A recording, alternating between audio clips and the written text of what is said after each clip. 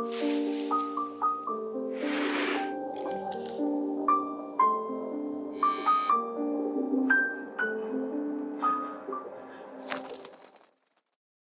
guys, it's Merce. Welcome back to Harpies in the Trees, where I review horror books with a supernatural focus. We are gathered here today to talk about book peeves. Book peeves are one of the things that I find to be so interesting. And I think it's because every time there's something that bothers me about books when I read them, I wonder, am I the only one? Am I alone in this? Am I just really picky or anal or finicky? So I thought it'd be fun to find out what your guys' pet peeves are, and I put them all together in groups, and I also noted the ones that were the most commented on. So we're gonna talk about all of the book peeves that you guys mentioned. So there was 271 votes, and there was about 50 comments, including a few of mine in there. So there's a lot to go through, so let's get started.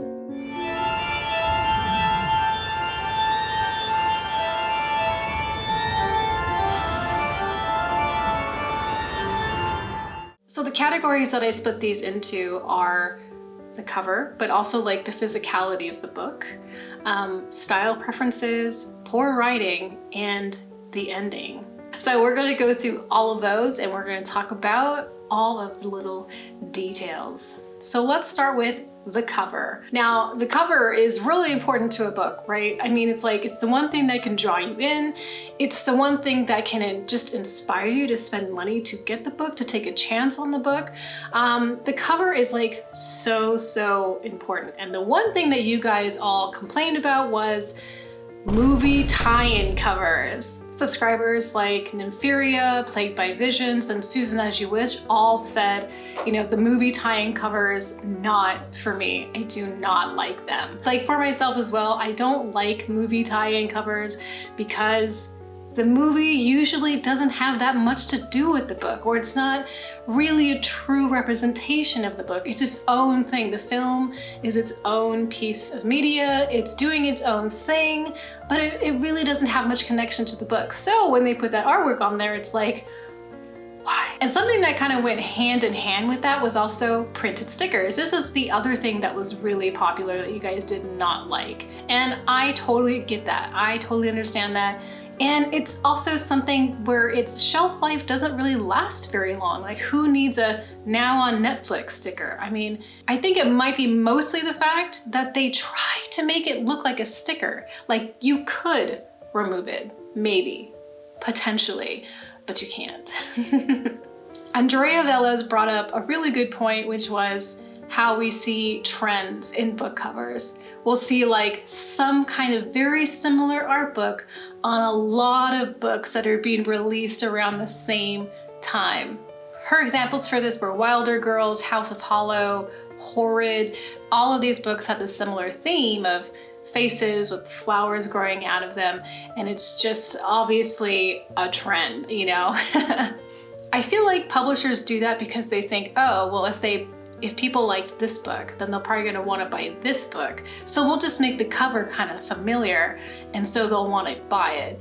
But that really sucks, and I think it also does a disservice to the book. You know, like, let's tell the story the book is telling. I definitely do not like it when a book cover is very deceitful, in the sense where it has this amazing, imaginative artwork, but it has nothing to do with the story. Or it's like so just barely connected, like the story is about a girl and there's a girl on the cover, but the mood and the feel and the atmosphere and whatever is happening with that has nothing to do with the story. I really detest that. The next one is when you love a series and you start wanting to collect the series, and then you end up with all of these different sizes of books. It's so unsatisfying as a collector. Sometimes I have these dreams that I will take my library and have all of my books rebound in like my own library style. It's never gonna happen, but that's what a lot of like very wealthy people used to do back in the day. They would have their books made to look cohesive for their library. And that leads me into deckled edges, which Plague Divisions talks about. He's so charmingly referred to it as like little mouse bites on a book. I don't mind them too much. The one book I do have that's like deckled edges is Kill Creek. You can see how the edges do look a little gnawed on. But I'm a very tactile person, so I really like this. And also, this is the binding of the book. It just opens really, really nicely, which is cool. The next group I put together is style preferences. And the reason why I made this group was because I felt like there could be people who definitely like some of these things, but these were the ones that you guys mentioned. And the two that you mentioned the most was dream sequences and the "it's all a dream" trope.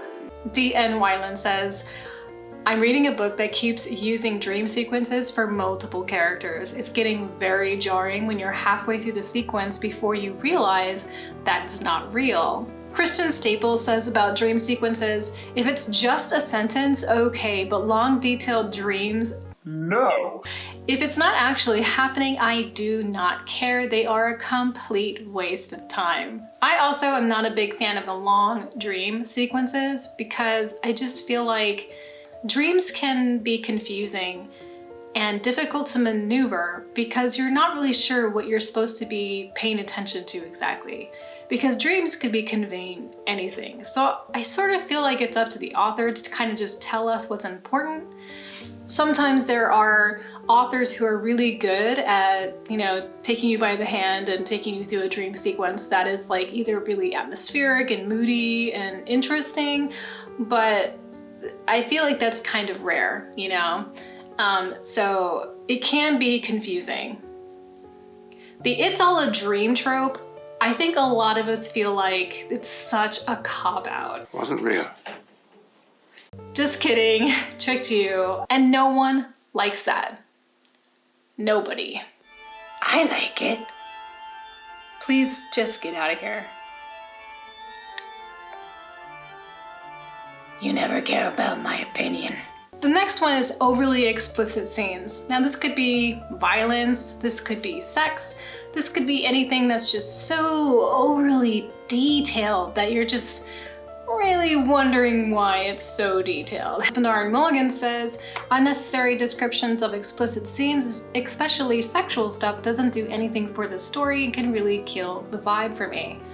I think there needs to be a real reason why we are being assaulted with this or confronted with this or forced to watch, basically. Like, I feel like there needs to be a reason for that. It can't just be shock value. That's just not that interesting for me. It is for some people, but for myself, it's not very interesting. So I'm actually almost done with editing. I'm just finessing a few things, but I saw that this comment came in yesterday and I really wanted to talk about it because it's definitely a big pet peeve for me. For this girl. And the commenter is Michelle Zmankalia, and she says, "A romance that adds nothing to the story." That is such an aggravating peeve for me. You know that I'm not a big fan of the sex scenes.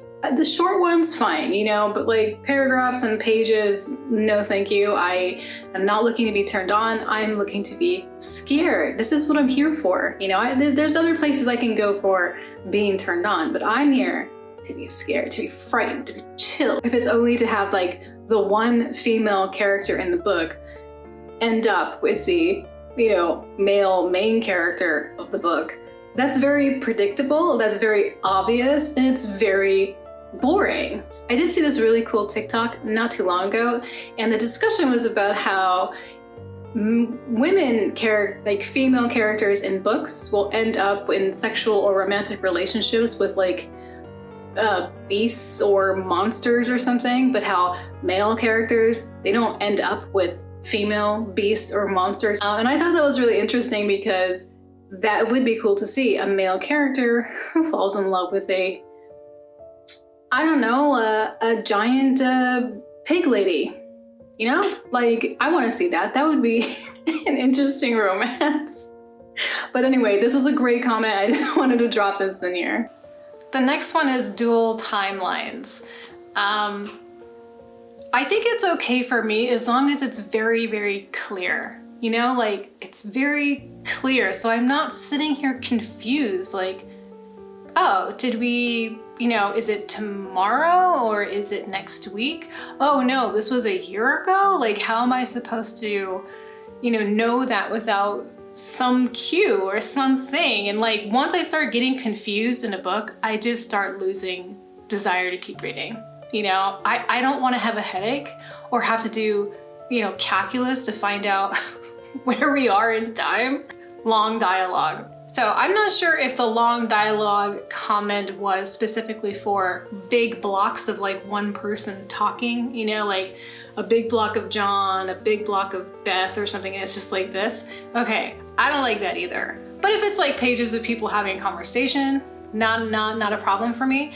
But long blocks of dialogue can be extremely tedious, especially when it feels like it might be just kind of filler, and then you kind of just start losing interest in like what they're talking about. Now on the other side of the spectrum, there's the fast-paced dialogue, you know, where there's just like a few words back and forth and you're just like, what's the point? Yes, no, maybe, I don't know, I don't care. Like, why do we need to experience that conversation in that way?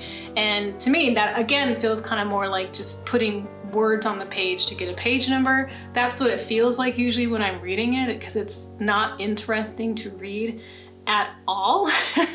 Long action sequences. Onyx Skies 19 says, if I have a pet peeve, it is long action sequences. It's more a problem in fantasy where the author thinks they need to describe every second of a battle, but I felt that too in horror, typically in a chase scene. It builds tension only to a certain point, and then I just lose interest. It needs something to actually happen. I think this is why I have a really hard time reading sci-fi and fantasy, because there is a lot of action in those books, and I do tend to find them really boring, or I just have a really hard time imagining, you know, what's really happening. It feels too vague or abstract or something. And of course, this is going to come down again to an author being, you know, very skilled and talented and translating that for you in a visual way that is awesome. But I agree. I think it's definitely in sci-fi and fantasy much more often. I've read some books that have a lot of action that were very exciting, you know, almost breathtaking. Long chapters. I really do not like long chapters because I feel like the chapters, when they're a little bit shorter, it kind of propels me to keep reading, because then I'll be like, oh, just one more chapter because it's not that long, you know, and then I keep reading because I'm just like, just one more. But if they're like 50-page chapters, I'm like, I gotta make time for this tomorrow. I gotta clear my schedule. Pages and Panel says book within a book, which is, yeah, that is something that I don't like either. She says, I swear I just hate it. I don't care for what reason. I just can't stand it. Yeah, I definitely do not like that either. It goes with the diary thing. I like a short diary. I don't like a long diary. Book within a book. Oh, no, don't like it. Don't like it at all whatsoever. So now we're gonna move on to poor writing. And this section, I think we're all gonna be a little bit more aligned with. When I have to read a book and I'm constantly pulled out of the story because of misspellings, because of inconsistencies, because something's not making sense, or, you know, whatever. It sucks. It's not really a joy to read, and can be very disruptive to your reading. And I really feel like the reader should have this smooth experience, because that way we can focus completely on the story. So of course, the first thing that a lot of you complained about was editing. And this was the top thing out of everything, was editing. Editing is important because obviously it's gonna be the basics, right? Like grammar, spelling, formatting paragraphs and dialogue, stuff like that. But also a part of editing is, you know, the structure of the story. And, you know, a really good editor will be like, hey, this character is not making sense because A, B, and C. Maybe we should clarify that. Or maybe you're reusing, you know, this sentence too often in the story, you know, things like that. What Alice Saw says, a lot of the bad editing seems to happen in Kindle books. you know, you have a lot of indie writers on there. I'm sure it costs a lot of money and it's really hard to get, you know, maybe a really good editor or, you know, whatever. I'm not really sure how it works. So usually when I'm reading indie authors, I do try to give them a little bit of a break because I'm like, you know, I get it. Like, you're doing everything all by yourself and that's super hard. But, you know, if it's like a lot of misspelling, a lot of grammar errors, just a lot of issues, it's really hard to overlook. With that short story that I wrote for Serve Cold, I mean, it was the same thing. Like, there were so many things I was like, wow, I didn't even notice that I did that there, you know? But luckily I had sent it to a friend who was a very brutal, brutally honest editor, so they were able to help me with that, and that was really, really important. Thanks, Tavita.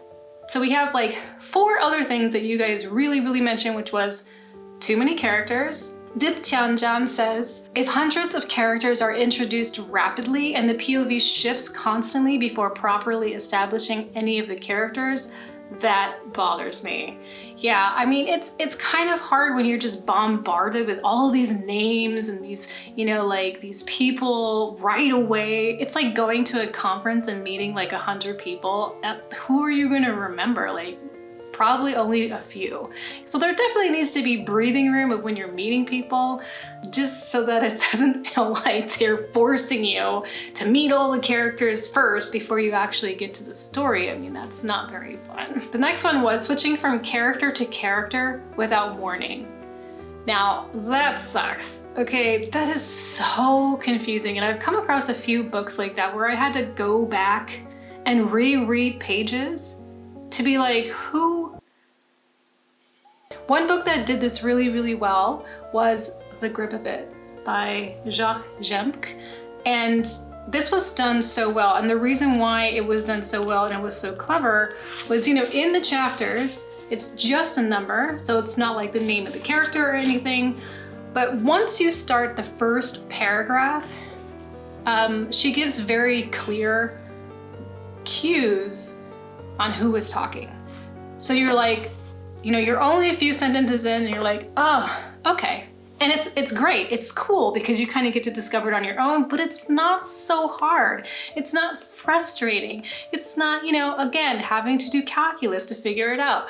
But I've read so many books where, you know, I start kind of getting a little bit annoyed. The next one is when you're reading a book and you can tell, or you come to realize by the end of the story, that most of the book was kind of just filler. It was just there to like make additional pages.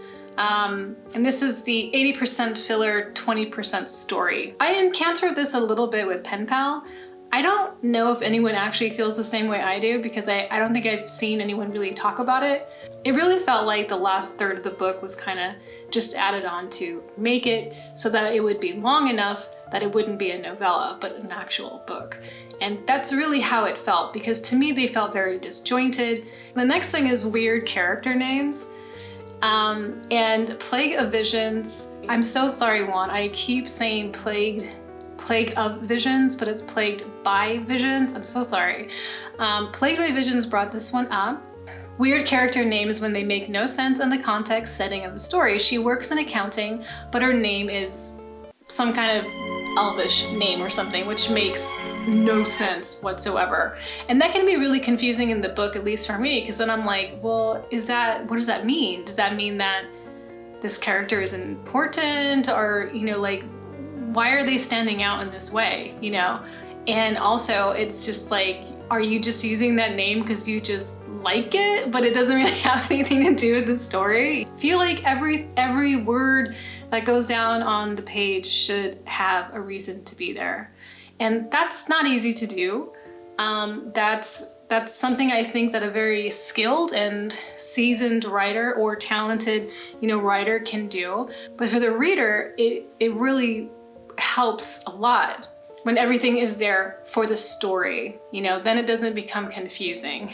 The next one that you guys mentioned a few times was info dumps. Vanessa says, info dumpy books, it's just too much. I feel like I'm back at school trying to memorize everything before a test. I haven't even met any character and they're dumping me with info. Like, you think I'm gonna remember all this shit? No, thank you. And this commenter says, I understand that some books require some backstory, but I just feel that information should be peppered throughout the book in a shorter and more digestible form. I think we can all say that we hate that shit. Like, it is just so boring to read. I understand like why you might want to do that. Like, oh, well, I really want the reader to understand this character, so I'm gonna give them the full profile right away. And then they'll understand why I made this character do all the things that they're doing. But that's not really a good way to go about it, at least for a reader, you know, because we want to get to know the character, we want to understand who they are in like their actions and the people around them, not just read a profile. So the next one is bad dialogue. Bad dialogue is bad dialogue. I mean, I think we all have different levels of like what we think is kind of cheesy or cliche or something. Amanda Chase says, not speaking how you would talk in a normal conversation. This one book, the wife says to her husband, how delightful it would be if we dined together more frequently. What? Who talks like that? I think there's a lot of authors that really want to write in this way that's a little antiquated, like it has that, you know, old-fashioned type of way that people talk or something. But maybe it's not in that time period. They place the story in like our time, and it doesn't make sense, you know? I mean, I'm not sure what book she's talking about, but I do notice that a lot. Predictable storylines. I think this commenter had this really funny, like, where was it? When the story claims it's a translation from the deathbed of someone's relative, where they tell the story of how their best friend's cousin was once found a manuscript in the attic. And this manuscript, by accident, tells the story of an innocent orphan who was forced to spend their childhood in a monastery. And there, the orphan finds hidden letters in the forbidden library that tells the numbers of... Yeah, I mean, something like that is extremely predictable, full of tropes, you know, it's just like, I mean, I love this kind of stuff, like, you know, finding hidden manuscripts and orphans and castles and mansions and stuff like that. But I really don't want to read some predictable story about how that plays out. You know, I really want there to be something exciting and new and different. And I see so many authors who do amazing jobs with taking the same old boring trope, haunted houses, hello, and making them super awesome, you know? But this is also a group of things of convenience, right? Like, oh, we just found hidden in the wall the answer to all our problems out of nowhere, you know? The next one is repetition. This is a big one for me. Absynthia Venemortis. She says, spelling mistakes are annoying, but the worst one is repetitive writing, where the author has either knowing or most likely unknowingly used the same way of describing something over and over again. I hate repetition. And the repetitions I don't like is like when someone uses someone's name in dialogue over and over and over and over and over again. That happened to me with an Adam Neville book, actually. It was Last Days, and the main character's name was Kyle. And this like character was kind of like, he was like this kind of character who, you know, thinks they know everything, so they're like telling him some stuff. So, you know, there's this long dialogue, and after every time he says something, he says Kyle's name. You know, so it was like Kyle, Kyle, Kyle, Kyle, Kyle, Kyle, and I even in my review I mentioned it because I was like, I hate this. You know, and you know I love Adam Neville. No one is safe when it comes to repetition with me. The other thing with repetition is like using the same word. It tends to be a word that sticks out. If you're using the same sentences over and over and over again, I'm gonna notice. And I hate that. It takes me out of the story, and I think to myself, why didn't the author take the time to change this? Fancy words. Plagued by Visions also mentioned this. The fancy word things actually kind of goes with the repetition thing for me, because I see people, it seems like the author learns a new word and then they use it throughout the whole entire book, and it's just very noticeable. And using these words are kind of weird. They might stand out if your writing style is not already kind of, you know, maybe in this more academic type of writing, you know?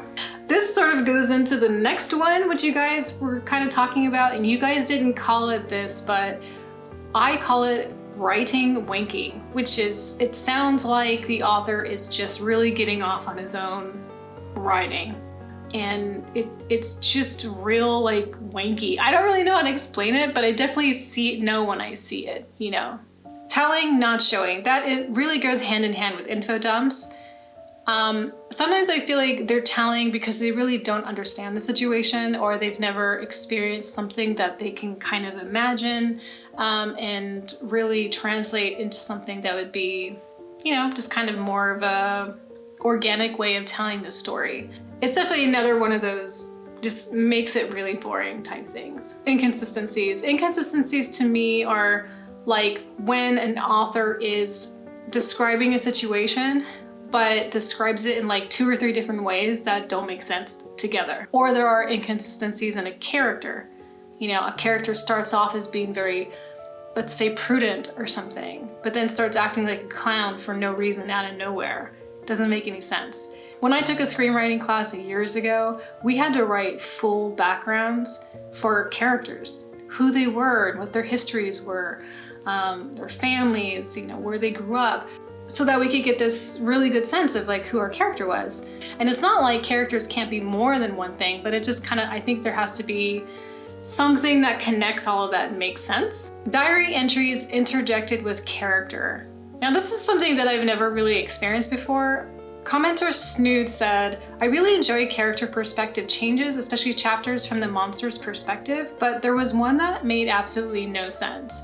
Led to the Slaughter, the Donner Party werewolves, was written via faux diary entries of a few characters, but we somehow get a diary entry shift perspective to a werewolf stalking someone in the group. And along with that is third person interjections.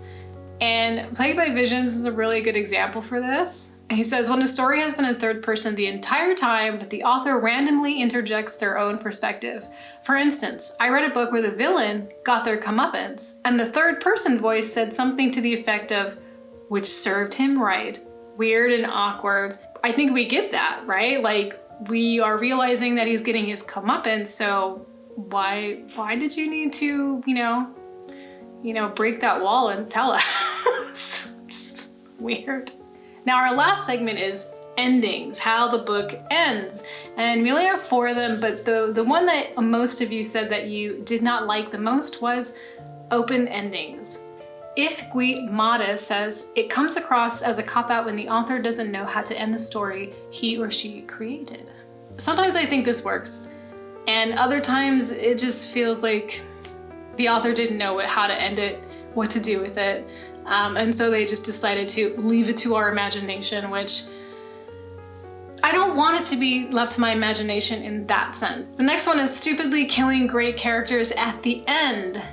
I think really excellent characters, good characters, should be treated better than that. You know, they can't just like trip over a rock and then suddenly die for no reason out of nowhere after surviving all of this stuff. Why would you do that to them, you know? At least give them something epic or interesting or make sense. The other one is no resolution. I actually did a poll on Instagram, and a lot of people said that they preferred a ending with a resolution. And I think I do too. It doesn't have to be like all wrapped up in a bow with my name on it, put under the Christmas tree, you know what I mean? It doesn't have to be like that. But I think that it needs to, a lot of the important stuff needs to be resolved. You know, the big details, the big questions, they should be for the most part resolved, because that's really satisfying, especially when I invested so much time, you know, reading it and analyzing it and thinking about it. I definitely want there to be some little reward in the end. And the next one is the abrupt ending. And I do have one book that did that to me, and it was The Monster of Elendhaven. I felt like it just suddenly ended out of nowhere, and I was so confused. I was just really, really confused. I had to go back and reread the last couple of chapters because I thought I missed something. No, it just ended the way that it ended. That book for me was a real disappointment, but with the ending I was just like, So this was a lot of fun. Thank you guys so much for participating, for telling me, you know, what your peeves were. If you liked this video, please like and comment below. Tell me your thoughts on this, what your pet peeves are. Do you agree with, you know, the things that we're talking about here or not? Let us know. And please subscribe if you haven't subscribed already. And other than that, please take care of yourselves, watch out for each other, and I will talk to you next time.